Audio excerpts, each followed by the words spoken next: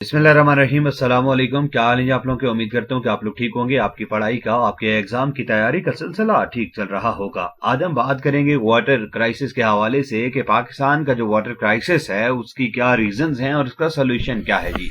Water crisis in Pakistan, या फिर आप कह सकते हैं जी water issues in Pakistan. Pakistan के पानी के मसाइल क्या हैं, और इस हवाले से अक्सर CSS और PMS में सवाल आते हैं, क्योंकि ये भी हमारा एक बर्निंग इशू है। और लास्ट ईयर का जो हमारा CSS का एग्जाम था 2021 का, तो उसमें भी पानी के हवाले से एक जो है वो ऐसे में एक टॉपिक आया हुआ था कि अगर आप किसी नहर के किनारे भी बैठे हो तो आपने पानी का कतरा भी जाया नहीं करना। इसी तरह अगर आप प्रीवियस पेपर्स उठाएं तो PMS में और CSS में ये सवाल रिपीट होता रहा है। 2016 में CSS के ऐसे के पेपर में यह सवाल पूछा गया था, वाटर इशू और उसके का नेशनल यूनिटी पे जो इम्पैक्ट था, इस हवाले से चीजें पूछी गई थी। तो आपने इसको देखना है, इस टॉपिक को, और इस टॉपिक को अच्छे से तैयार करना है, ताकि कल को अगर पेपर में ये सवाल आता है, करंट अफेयर के पेपर में आता है, पाकिस्तान अफेयर के पेपर में आता है, या फिर ऐसे के पेपर में आपसे वाटर क्राइसिस के हवाले से, वाटर इश्यूज के हवाले से बात की जाती है, तो आपको आइडिया होना चाहिए। तो मैं कुछ चीजें आपके साथ पहले डिस्कस करूंगा वाटर क्राइसिस के हवाले से कि कुछ टर्म्स हैं हमारे पास: water abundant countries, water stressed countries और वाटर स्केर्स कंट्रीज। तो सबसे पहले जो हमारे पास है जी water abundant countries. Water abundant countries कौन सी हैं जी? वाटर एबंडेंट कंट्रीज वो कंट्रीज हैं जिनके पास अवेलेबिलिटी ऑफ वाटर जो हो वो 1600 क्यूबिक मीटर से ज्यादा हो। 1600 क्यूबिक मीटर से ज्यादा हो, ग्रेटर हो, तो वो होती है वाटर एबंडेंट कंट्रीज, यानी कि उनके पास उनकी जरूरियात से ज्यादा पानी मौजूद होता है। फिर हमारे पास आता है जी वाटर स्ट्रेस्ड कंट्रीज, ठीक है जी। और वाटर स्ट्रेस्ड कंट्रीज वो हैं जिनके पास जो अवेलेबिलिटी ऑफ वाटर हो वो हो जी 1000 से लेकर 1600 क्यूबिक मीटर, ठीक है जी। बात को समझें कि वाटर स्ट्रेस्ड कंट्रीज के 1000 से 1600 के दरमियान अगर आपके पास वाटर अवेलेबल है तो आप हैं जी वाटर स्ट्रेस्ड कंट्रीज में। और पाकिस्तान की अगर हम बात करें तो पाकिस्तान में जो अवेलेबिलिटी है वाटर की वो कितनी है? वो है 1017 क्यूबिक मीटर। ये हमारी जो है वो अवेलेबिलिटी है वाटर की। और यहां से अगर देखें तो ये हम लोग जो है वो वाटर स्ट्रेस्ड कंट्रीज में हमारा शुमार होता है।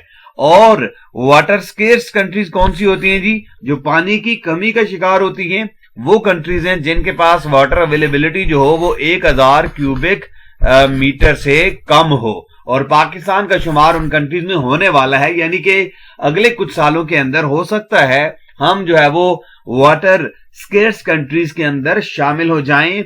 और इसकी रीजन क्या है? एक वक्त ऐसा था कि हमारे पास वाटर अवेलेबिलिटी बहुत ज्यादा थी।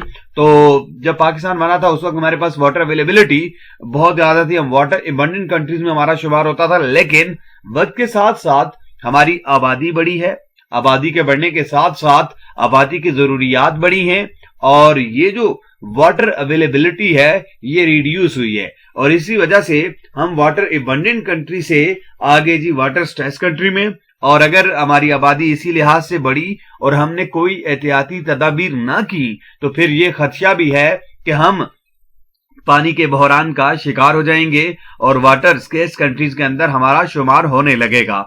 सबसे जो बड़ी रीजन है वो मैं आपके साथ जो सिचुएशन है उसके लिहाज से डिस्कस करूंगा कि हमारी जो इकोनॉमी है दुनिया में वो मोस्ट वाटर इंटेंसिव इकोनॉमी है। सबसे ज्यादा, यानी कि जो हम पानी इस्तेमाल करते हैं वो हमारा हाईएस्ट रेट है दुनिया में। सबसे highest per unit of GDP amount of water हम यूज करते हैं। तो आप ये कह सकते हैं कि हमारा जो है most intensive economy of the world, ठीक है जी। मोस्ट इंटेंसिव वाटर इंटेंसिव आप कह ले, most water intensive economy in the world. दुनिया में सबसे ज्यादा जो वाटर इंटेंसिव इकोनॉमी है वो हमारी है।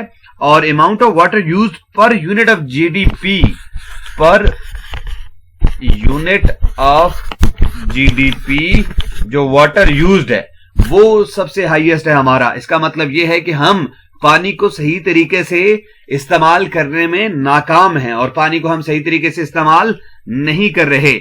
और हमारा जो पानी है वो 90% से ज्यादा हमारा, यानी कि 90% से ज्यादा पानी इस्तेमाल हो रहा है जी किसके लिए? एग्रीकल्चर के लिए यूज हो रहा है, या एग्रीकल्चर के लिए पूरी दुनिया में इस्तेमाल होता है, लेकिन इतना नहीं होता। हमारा मोर देन 90% जो वाटर है वो इस्तेमाल हो रहा है जी एग्रीकल्चर के लिए। और दुनिया में अगर हम देखें तो दुनिया में यही चीज जो है वो 70% है। हमारे यहां 90% एग्रीकल्चर के लिए इस्तेमाल हो रहा है और दुनिया में एग्रीकल्चर के लिए तकरीबन 70% है। और इसी से अंदाजा कर लें कि हम तकरीबन मोर देन 20% वाटर ज्यादा इस्तेमाल करते हैं दुनिया के मुकाबले में। अगरचे हम ये दावा भी करते हैं कि हमारे पास दुनिया का बेहतरीन नहरी निजाम है, लेकिन उसके बावजूद हम दुनिया के दीगर ममालिक के मुकाबले में हम जो है वो वाटर ज्यादा इस्तेमाल करते हैं एग्रीकल्चर सेक्टर में, और ये चीज भी है। फिर हमारे पास जो हमारे वाटर रिसोर्सेज हैं उनका 78% हमारा जो वाटर सोर्सेज हैं वो हमारे जो है वो आउट ऑफ कंट्री लाए कर रहे हैं। आउट ऑफ कंट्री जो सोर्स है, source of 78% water is out of country है, यानी कि दूसरे ममालिक से होकर ये पानी हमारे मुल्क में आता है। और एक जो हमारी रिसेंट एक स्टडी है उसके मुताबिक Indus basin ground water level जो है वो दुनिया का दूसरा मोस्ट ओवर स्ट्रेस्ड जो है वो और फास्टली डिप्लेटिंग वाटर है, यानी कि दूसरे नंबर पर हम हैं दुनिया में जो तेजी से अपना अंडरग्राउंड वाटर जो है वो खत्म करते जा रहे हैं। यानी कि ग्राउंड वाटर जो है हमारा वो डिप्लीट हो रहा है, कम हो रहा है, खत्म हो रहा है, उसको हम खाली करते जा रहे हैं। और 80% जो हमारा वाटर है वो सिर्फ 4 फसलों के लिए इस्तेमाल हो रहा है जी। 80% जो हमने बात की है वाटर है वो हमारा वो यूज हो रहा है जी सिर्फ 4 क्रॉप्स के लिए। 4 क्रॉप्स हमारी कौन कौन सी हैं? बहुत ज्यादा वाटर इंटेंसिव क्रॉप्स है हमारी। इनमें हमारी जो है वो गंदम है जी, जिसको आप वीट बोलते हैं, फिर हमारे चावल हैं जी, और फिर हमारा जो है वो आप कह सकते हैं गन्ना है, ठीक है जी, शुगर कैन, और फिर उसके बाद हमारा कॉटन है, ठीक है जी, कपास। तो ये 4 ऐसी फसलें हैं जो हमारे जितना भी ये हम पानी इस्तेमाल करते हैं, यानी कि हमारा जो 90% वाटर है हमारा वो एग्रीकल्चर सेक्टर में जा रहा है, और उसका भी 80% वाटर हमारा इस्तेमाल हो रहा है जी किधर?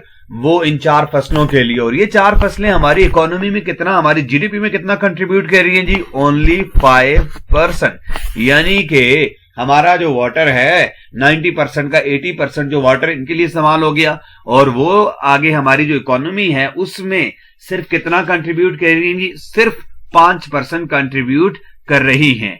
तो ये कुछ हमारी सिचुएशन है इस वक्त वाटर के हवाले से कि हमारे वाटर के मसाइल क्या हैं। और इसके अंदर अगर हम बात करें तो डिफरेंट रीजंस हैं। फैक्टर्स कौन कौन से हैं? तो फैक्टर्स अगर हम 1 by 1 इन फैक्टर्स की बात करें तो फैक्टर्स में हमारे पास हम ये देख सकते हैं कि जो क्लाइमेट चेंज है, और क्लाइमेट चेंज के लिहाज से हमारा जो नेचर ऑफ रेनफॉल और जो फ्लो पैटर्न है वो चेंज है। और ये भी है हमारे यहाँ के इस हमारे रीजन के अंदर सबसे कम बारिश हमारे मुल्क में होती है।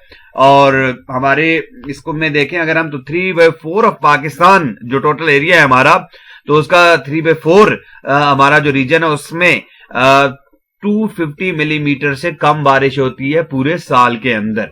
यानी कि अगर हम रीजन की बात करें तो रीजन में सबसे लेस जो अगर हम बारिश की बात करते हैं रेनफॉल, तो वो हमारे यहाँ होती है। तो ये भी एक बड़ा कंट्रीब्यूशन है इसका भी, जो हमारे नेचर ऑफ रेनफॉल है, फ्लो पैटर्न वगैरह है इसके अंदर भी कि less than 250 millimetre per year बारिश होती है जी। कहां पर? 3/4 ऑफ आवर कंट्री, ठीक है जी। 3/4 ऑफ पाकिस्तान में जो बारिश होती है वो 250 मिलीमीटर से कम होती है। और 70% रेन इनमें से जो होती है, जो फ्लो पैटर्न की हम बात करते हैं, तो 70% हमारी जो रेन होती है वो मूनसून के दौरान होती है, मूनसून के दौरान होती है। और बाकी पूरा साल जो है वो 30% बारिश है।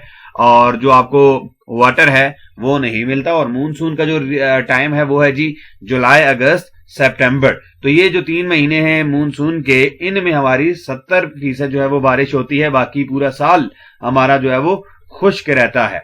फिर उसके बाद हमारे पास जो है वो अगर हम बात करें तो दूसरी जो रीजन है वो स्टोरेज कैपेसिटी नहीं है। हमारी जो स्टोरेज कैपेसिटी है वो लिमिटेड है, लिमिटेड स्टोरेज कैपेसिटी,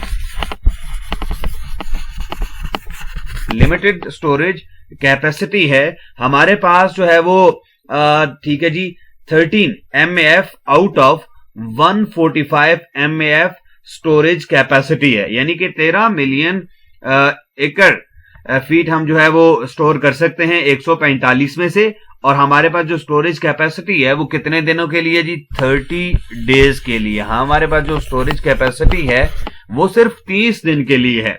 इसके मुकाबले में अगर आप दूसरे मुल्कों की बात करें तो जो ये एवरेज होती है दुनिया के दूसरे ममालिक में, अगर वर्ल्ड की बात करें तो वर्ल्ड में ये जो एवरेज है तकरीबन 120 दिन तक है, 120 दिन तक है। और हम जी उसके मुकाबले में 30 यानी कि 1/4 हमारे पास जो एबिलिटी है। और इसी लिहाज से अगर इंडिया की बात करें जो हमारा पड़ोसी मुल्क है तो वहां पर भी 120 दिन की स्टोरेज कैपेसिटी है। और हमारे पास जो टोटल फ्लो है, जो हमारे पास वाटर फ्लो कर रहा है, उसका सिर्फ 10% जो है वो हम स्टोर करते हैं जी, 10% हम स्टोर करने की एबिलिटी रखते हैं फ्लो का। और ये रीजन भी है हमारी, ये भी कंट्रीब्यूट करती हैं हमारे वाटर इश्यूज में। फिर उसके बाद हमारे पास जो है वो आउटडेटेड डिस्ट्रीब्यूशन सिस्टम है, यानी कि हमारा जो डिस्ट्रीब्यूशन सिस्टम है वो आउटडेटेड है। उसकी वजह से हमारा जो बहुत सारा वाटर है वो जाया हो जाता है। डिस्ट्रीब्यूशन सिस्टम, जैसे हमारा एनर्जी के केस में डिस्ट्रीब्यूशन सिस्टम हमारा स्ट्रांग नहीं है, यहां पर भी जो डिस्ट्रीब्यूशन सिस्टम है वो आउटडेटेड है जी, बहुत पुराना है, पुराने जो अंग्रेज दौर का अभी भी वही चल रहा है जी। जो डैम्स हमारे हैं, ठीक है जी, डैम्स, फिर कैनाल्स, और हमने उनकी मुरम्मत नहीं करते, उनको साफ नहीं करते, और सीपेज की वजह से हमारा बहुत सारा पानी जो है वो जज्ब होकर जाया हो जाता है। तकरीबन अगर हम साल के एवरेज निकालें तो 24 मिलियन एकड़ फुट MAF ये हमारा जो पानी है वो जाया होता है हर साल। और सिस्टम के आउटडेटेड होने की वजह से बहुत ज्यादा हमारे जो प्रॉब्लम है, सीपेज का प्रॉब्लम है, इसी तरह बहुत ज्यादा हम इसकी वजह से भी नुकसान उठाते हैं। फिर हमारा जो ग्राउंड वाटर जो है वो बहुत तेजी के साथ जो है वो खाली हो रहा है। हम लोग बहुत तेजी के साथ हमने जो है वो ट्यूबवेल लगाए हुए हैं और पानी निकाल के इस्तेमाल कर रहे हैं। तो दुनिया में दूसरे नंबर पर जो हमने बात की कि ग्राउंड वाटर जो हमारा है वो डिप्लेट हो रहा है जी, डिप्लेटिंग रैपिडली, ठीक है जी। ये हमारे यहाँ ये भी इश्यू है एक बहुत बड़ा, और आने वाले दिनों में हमारे पास पानी नहीं रहेगा और नीचे हो जाएगा। हम बहुत ज्यादा पानी निकाल रहे हैं और हमारे पास जो ओवरऑल हद है अगर हम बात करें तो वो 55 मिलियन एकड़ फीट है। अगर इससे ज्यादा नीचे जाएंगे तो फिर हमारे लिए मसाइल होंगे कि पानी की क्वालिटी भी खराब होगी, उसके अलावा दीगर मसाइल भी हमारे लिए पैदा होंगे। और इस वक्त हम जो है वो तकरीबन 50 MAF पर ईयर निकाल रहे हैं जी, 50 MAF निकाल रहे हैं जी, मिलियन एकड़ फुट। और जो हमारी हद है, लिमिट है, वो हमारे लिए कितनी है जी, वो 55 है, यानी कि हम अपनी लिमिट के करीब हैं। और इसके साथ साथ हमारा जो एक और इश्यू भी है वो लो वाटर टैरिफ है, कि यानी कि पानी के जाया करने को या पानी के इस्तेमाल को हम तकरीबन मुफ्त है हमारे तरफ। और लो वाटर टैरिफ, जब मुफ्त वाटर मिलेगा तो मुफ्त जो होगा पानी तो जाहिर है फिर उसको जाया ही करना है लोगों ने, कोई बिलिंग सिस्टम नहीं होता। और जो अबियाना पानी के लिए जो हम चार्जेस वसूल करते हैं वो हमारा जो बहुत लो है, ठीक है जी, वो फिक्स अमाउंट है, उसको हम वक्त के साथ साथ अपडेट नहीं करते, रिवाइज नहीं करते। और इसमें यह है कि जितना एकड़ कोई किसान काश्त करता है उस हिसाब से ये चार्ज किया जाता है, लेकिन ये बात जो है वो कंसिडर नहीं की जाती कि वो क्या काश्त करता है। यानी कि रकबे की तो हम बात करते हैं कि इतना रकबा काश्त करेंगे तो इतना आपको जो है वो अबियाना देना पड़ेगा, लेकिन अब जो फसलें हैं, मुख्तलिफ फसलें मुख्तलिफ पानी जो है वो यूज करते हैं।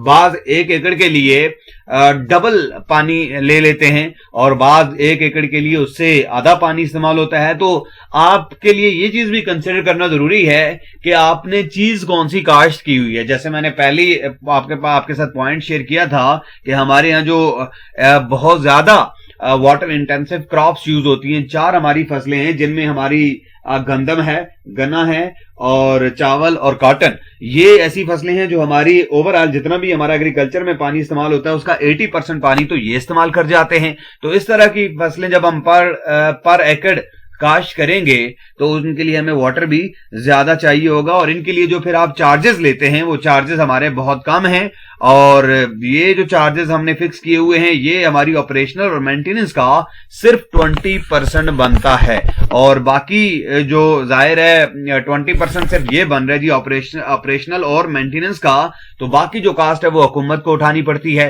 हुकूमत को खर्चा करना पड़ता है, और इससे भी आप खुद समझ सकते हैं कि नुकसान किसका होता है।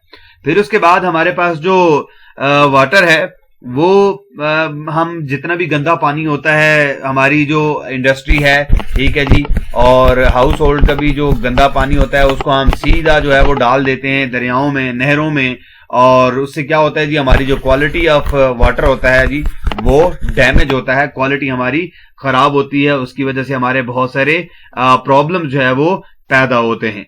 फिर इसके साथ साथ जो शुरू में मैंने बात की थी क्लाइमेट चेंज के हवाले से, वेदर पैटर्न्स के हवाले से, तो ये भी इसके अंदर कंट्रीब्यूट कर रहे हैं जी। क्लाइमेट चेंज की वजह से भी हमारे यहाँ वाटर के इश्यूज आ रहे हैं जी, क्लाइमेट चेंज।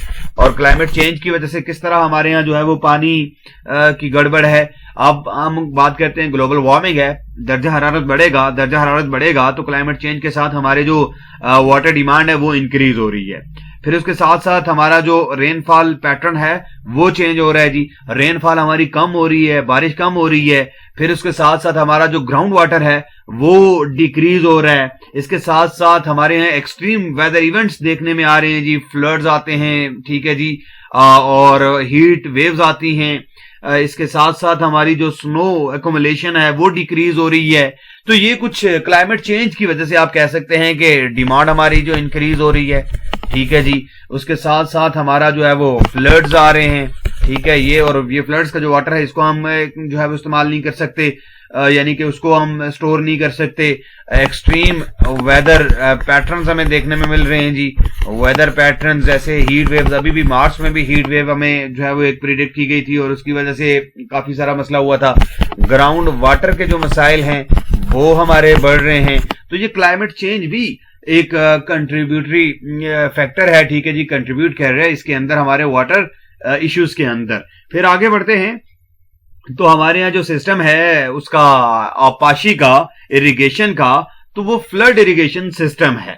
और हम जो वाटर देते हैं क्रॉप्स को तो वो बहुत ज्यादा पानी इस्तेमाल करते हैं। हम जो नई टेक्नोलॉजी है उसके मुताबिक जो जरूरत है आपाशी के लिए पानी की वो हम इस्तेमाल नहीं करते, हम बहुत ज्यादा पानी इस्तेमाल करते हैं। और हमारी जो फसलें हैं वो भी वाटर इंटेंसिव क्रॉप्स हैं, वाटर इंटेंसिव, ये रिपीट कर रहा हूं, वाटर इंटेंसिव क्रॉप्स हैं हमारे यहाँ, यानी कि पानी बहुत ज्यादा इस्तेमाल करने वाली हमारी फसलें हैं। और इसमें अगर हम देखें तो किस तरह से हमारी ये ज्यादा इस्तेमाल किस तरह से हमारे यहाँ मसाइल का सबब बन रहा है, तो वही बात फिर रिपीट हो रही है कि 90% जो हमारा एग्रीकल्चर के लिए जो वाटर है वो चला जाता है किसमें, वो चला जाता है जी सिर्फ 4 फसलों के लिए। इन इश्यूज के साथ साथ हमारे यहाँ जो है वो ट्रांस बाउंड्री इश्यूज भी हैं जी। ट्रांस बाउंड्रीज इश्यूज क्या हैं जी?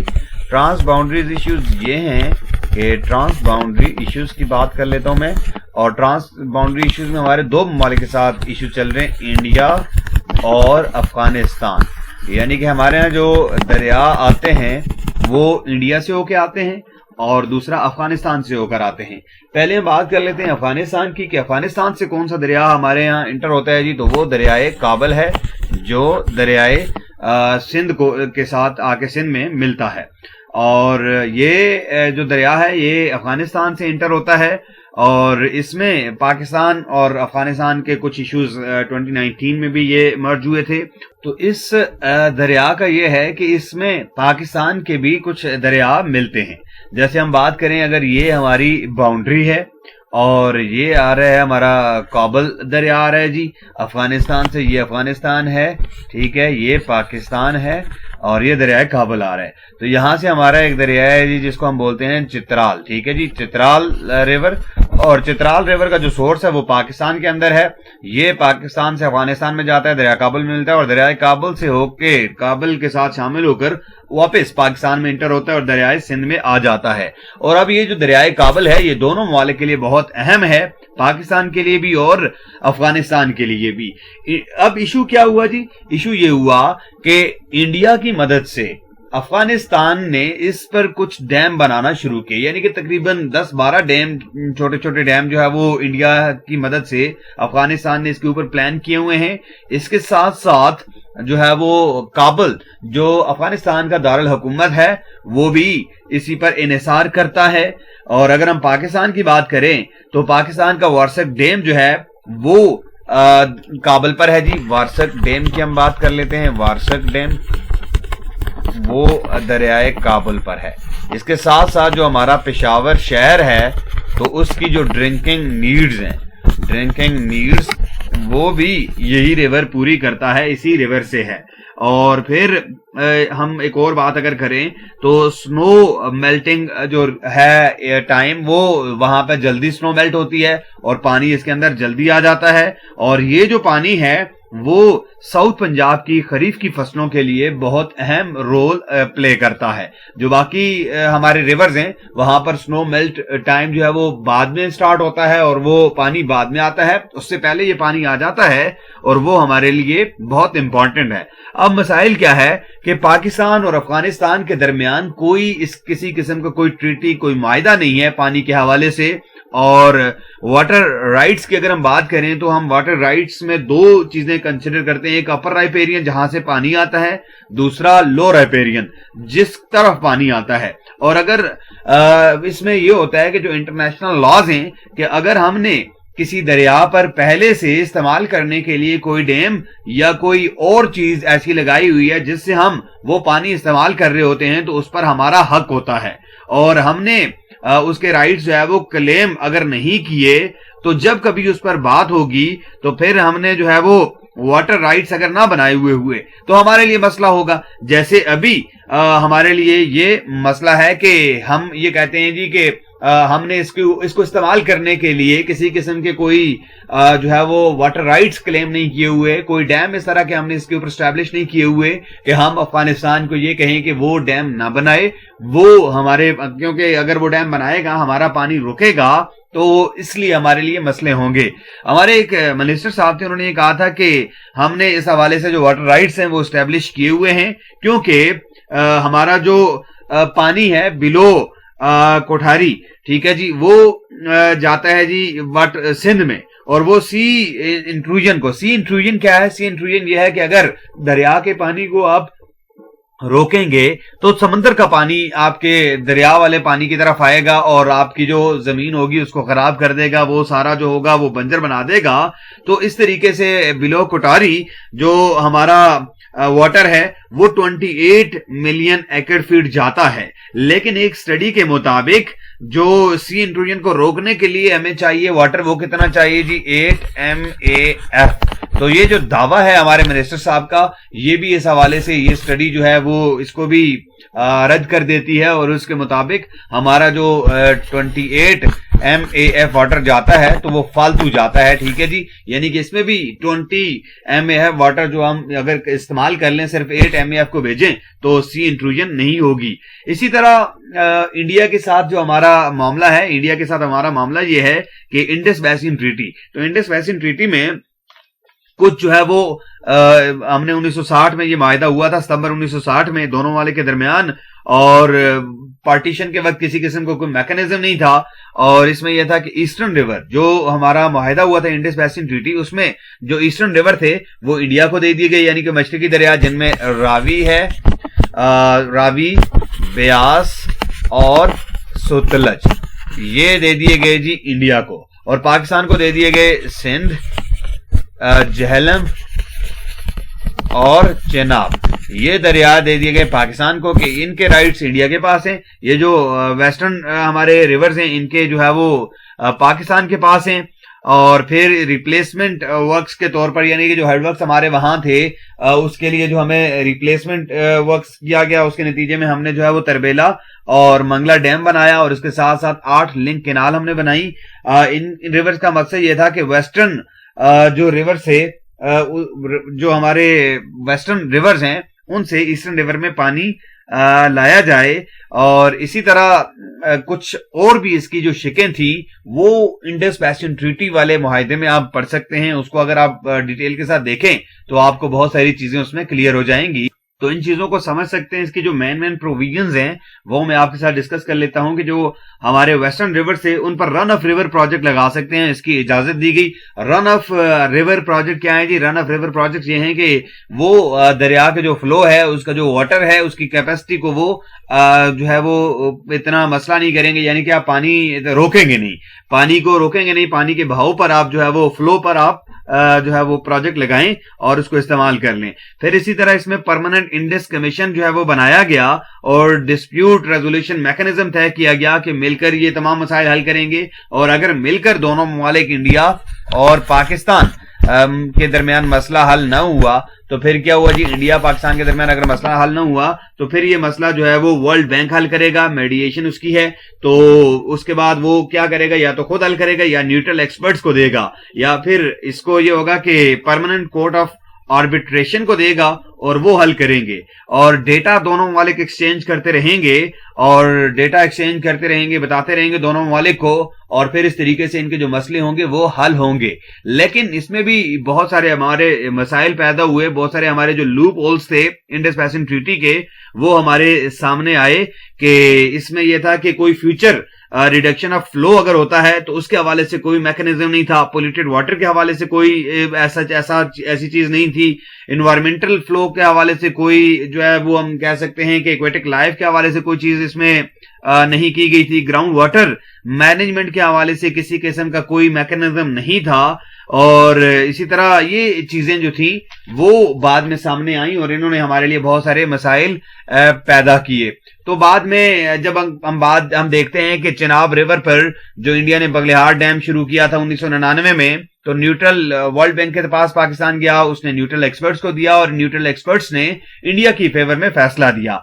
फिर किशन गंगा डैम बना रहा था इंडिया, हम फिर गए कि हम यहां पर पहले से प्रोजेक्ट लगा रहे हैं और इसके तहत आप पानी को डाइवर्ट नहीं कर सकते। तो इस बार आर्बिट्रेशन के लिए रेफर किया गया और उसका फायदा पाकिस्तान को हुआ।